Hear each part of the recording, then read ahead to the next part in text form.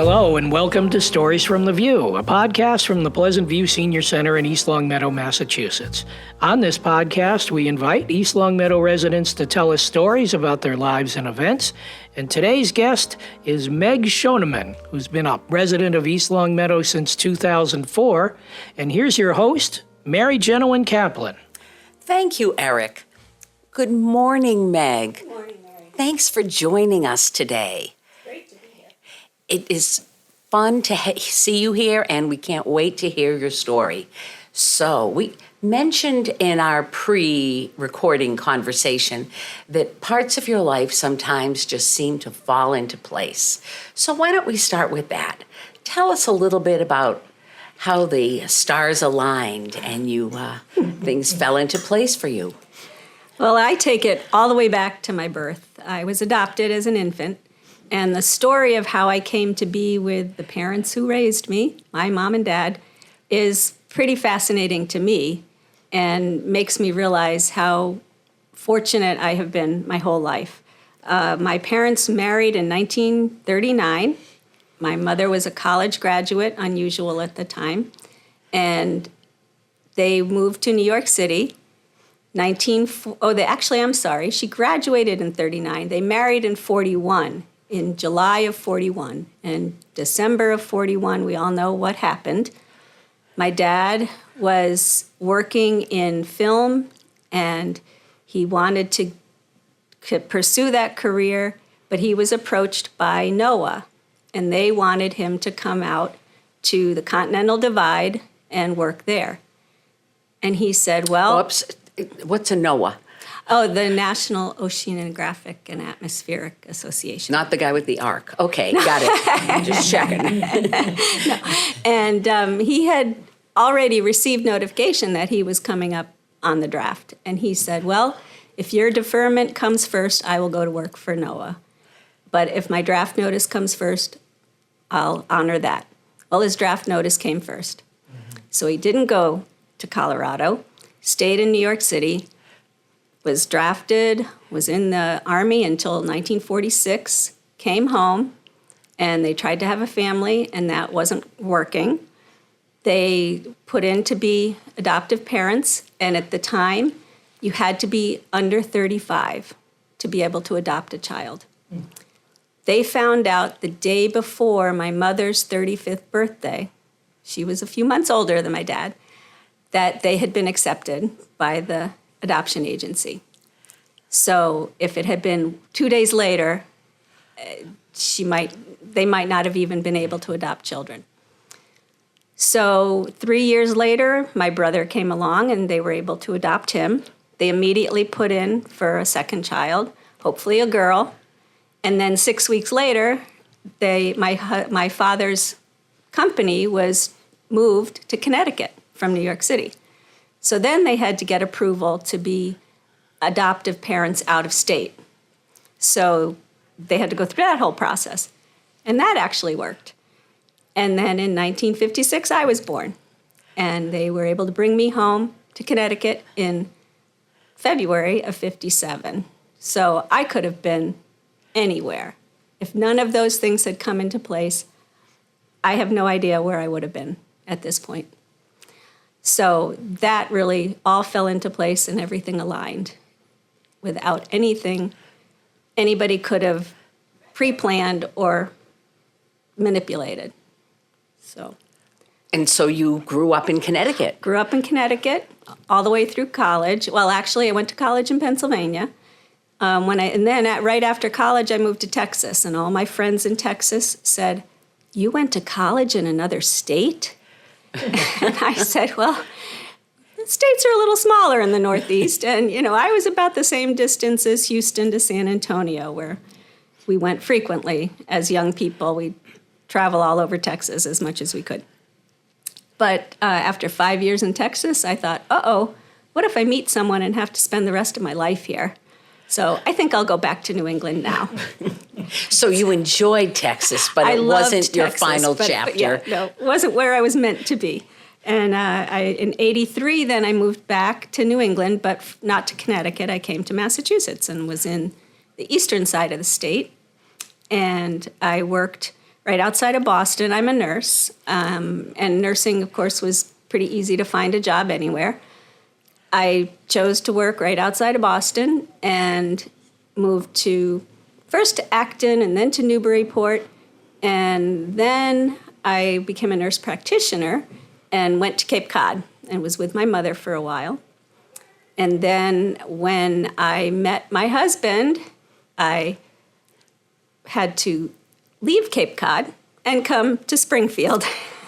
Equally lovely and a great place to be. I am absolutely, I was really kind of, had a little bit of trepidation about moving to this area, but I love what there is to offer here.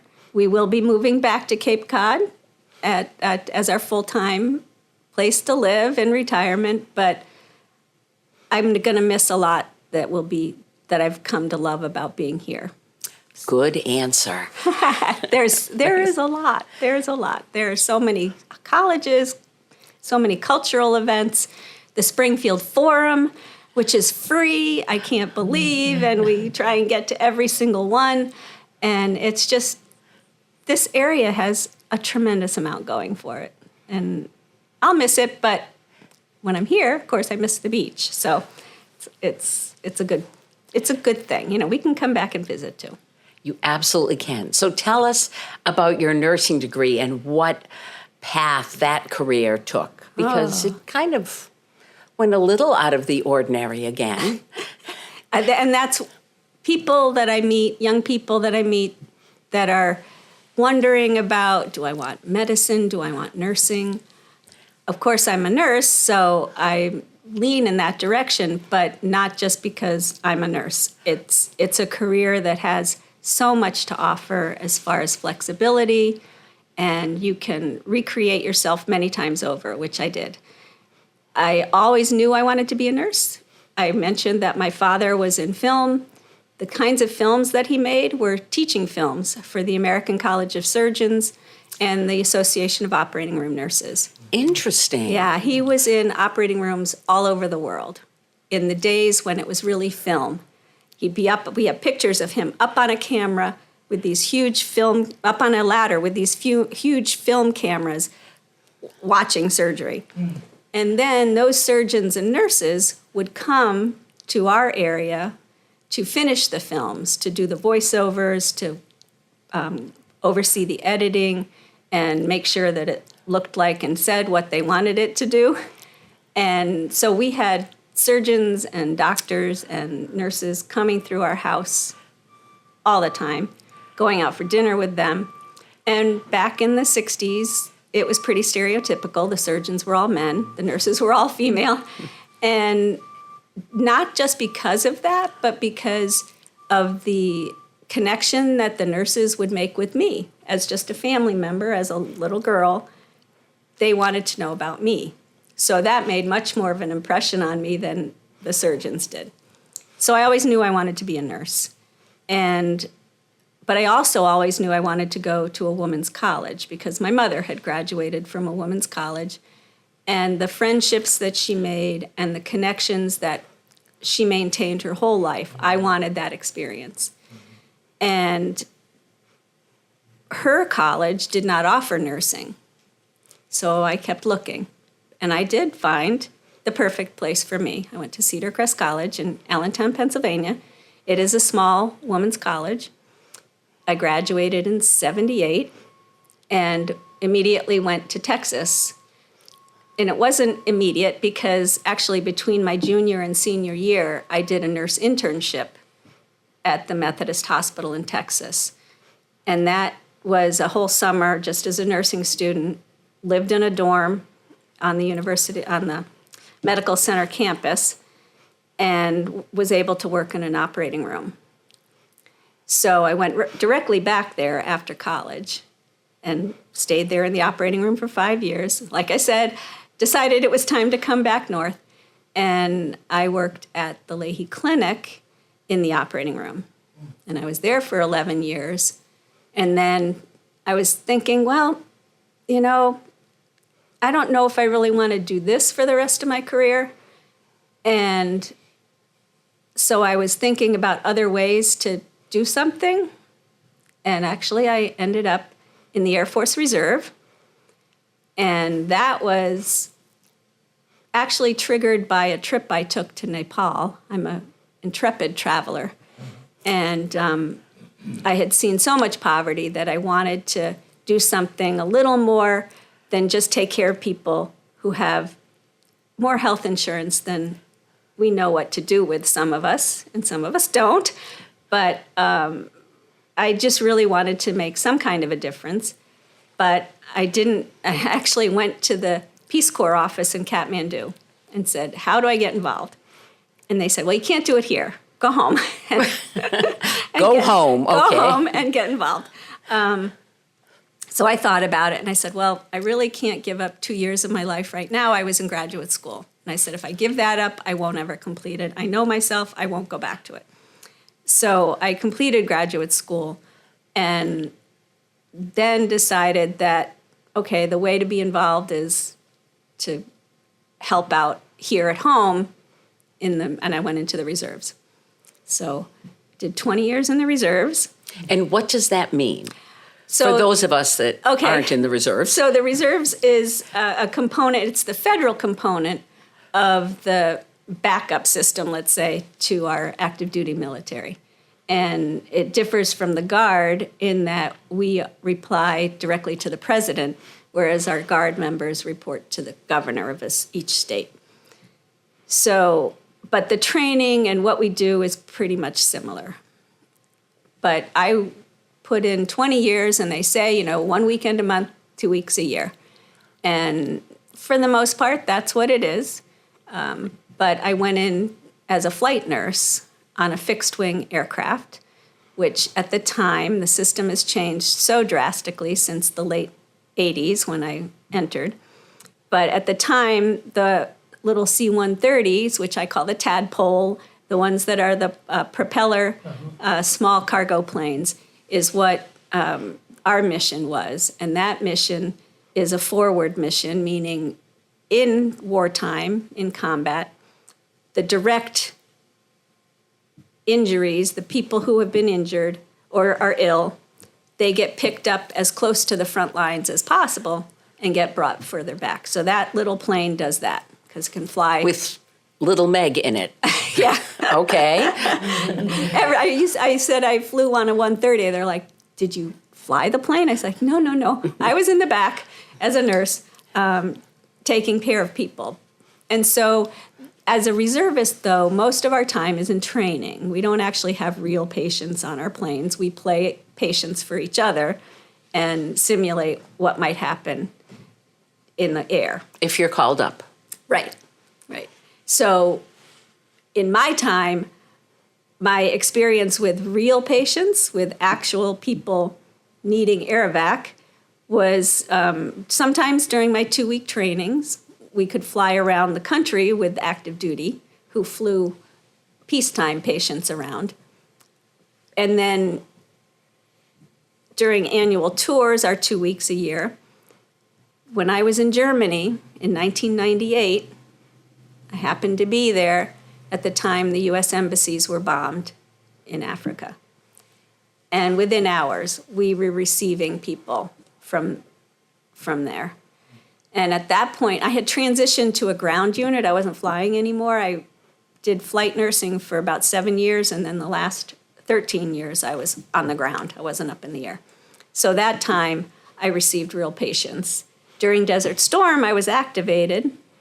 I was a flight nurse during Desert Storm. I was sent to Ramstein Air Base in Germany, and we prepared the planes to go down to the desert to pick up the patients who were coming up on the long hauls.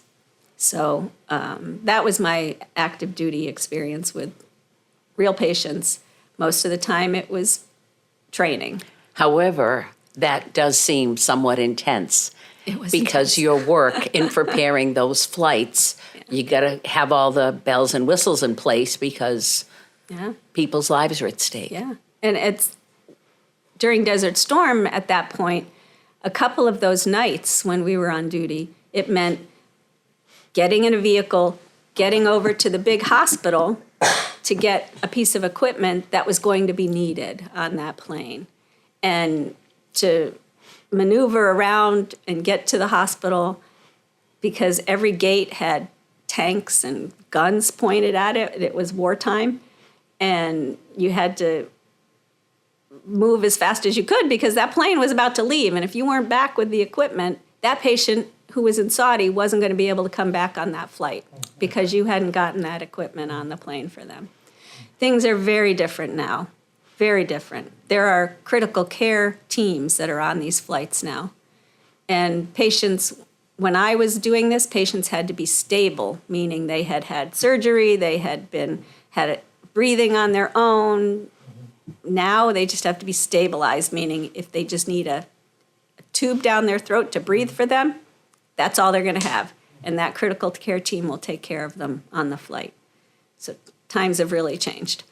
So, but for good, because we're bringing a lot more injured people back to definitive care, closer to home, and having more success. So it's all good.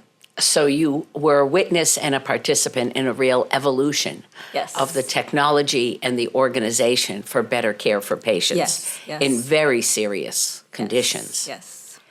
Yeah. And then you retired. And then I retired. Well, actually, But I not retired quite. retired from the Air Force in 2000. Well, I finished my 20 years in 2008, and then formally retired not till, oh gosh, now I can't even remember what year it was. Could have been 2019 that I gave up being available to the military. This is a bare bones operation. We don't have fact checkers. So whatever you say, we believe. I don't remember. I just remember that I chose my birthday because I knew I'd remember that day, but I can't remember the year. Oh, join the club. We're at the Pleasant View Senior Center, the day, the year, it's fine. Right. Absolutely. Yeah. But you've continued your nursing career, of course. I retired from nursing altogether, actually, when I turned 60, because... You young thing. Oh, I'll tell you, because then my Air Force retirement pay started, and I became eligible for TRICARE insurance, which is the military insurance branch, and that just meant that I was able to retire and still have some form of income. So I've enjoyed the last 7 years. I'm 67. Still a baby, okay. Yeah.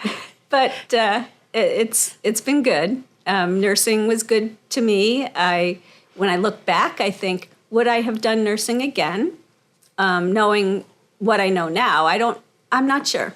I loved teaching when I was doing the teaching component of anything that I was doing. In fact, when I was working at Leahy, I was the staff development person for the operating room.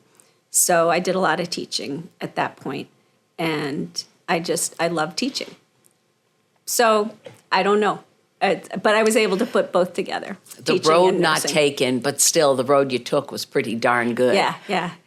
I really enjoyed it. And my very last job in nursing was the job that I enjoyed the content the best, and the system was challenging, but the actual patient interaction, and they weren't patients, they were actually the insurance recipients of the AARP type programs, Medicare Advantage programs. Mm-hmm. And so I would go out and do wellness assessments on patients who had that particular insurance. Kind of sounds like a totally different patient base than yes. the other. You've served diverse communities in your work. And as I was saying, my last job was actually my favorite compilation of everything that I loved about nursing. And I knew right away when I was in school 50 years ago that I loved being in people's homes. When we did that community health rotation, I just loved being in their own environment. And then as time went on, I also knew that I loved the geriatric demographic. And so my last job working with elder people in their homes I loved it. I could have spent all day with every single one of them, but I couldn't. And that was the frustrating part. You had to go, I'm sorry, but I have to leave. I have to, I still have 6 more visits to do today or something. So that part was a little frustrating, but the job itself I loved. And that's what nursing is so amazing, because you can do that. I started out as a staff nurse in an operating room. I was a flight nurse. I was a teacher. I was actually, as a nurse practitioner, I was in primary care. I was in long-term care. Then I went and worked in a nursing home. And then I ended up doing the home visits. Yeah. So it's a lot of things. You can, like I say, you can reinvent yourself many times over. And you have. And I did. And you have. Yeah, I did. So what a fulfilling and wonderful and diverse career. Yeah. It was great. High school seniors, pay attention. This could give some direction to your life. Yeah. But it's been 7 years now and you're retired. Mm-hmm. And you spend the bulk of your time in a rocking chair on your front porch knitting. Is that what I'm hearing? No, not Meg. In fact, a few months into retirement, somebody said, well, what are you doing? And I said, well, I haven't picked up a novel yet. I'm not watching daytime television. And I'm busy, and so many people say this, and I'm busier than ever. I don't know have I ever had time to work. So we do a lot of hiking, bicycling, helping out around town. I'm very busy with church, actually. I have a lot of church activities. It's probably my main volunteer effort. And you help at the senior center from time to time. From time to time, help serve. Yeah. Wow. Yeah. Any closing words, stories, parting thoughts for our folks? Get out there and be active. Just enjoy what there is to see and do in your area. And if you are listening and are young, don't ever hold yourself back. I used to tell my young people in my squadron all the time, if you know what is needed to advance, but you're not sure you want to do it, do it. Because if you don't do it and then you're held back because you didn't do it, you're going to look back and regret that. So even if it's hard, do what you need to do to help yourself advance in life and live to the fullest. I have goosebumps. Great parting words. Thank you. You're welcome. All right. Well, thank you so much for being here, Meg. That wraps up another episode of Stories from the View. We thank you for listening, and we'd like to thank Meg Shoenemann for being here today. The Stories from the View podcast, it's available on the 01028 channel on YouTube and on Spotify. If you have a story you'd like to share on the program, contact Pleasant View Senior Center Director Erin Kobler by stopping by the Pleasant View Senior Center, by calling Erin at 413-525-5436, extension 1401, or you can send Erin an email, erin.kobler@eastlongmeadowma.gov. Thanks for listening, and we'll see you next time on Stories from the View.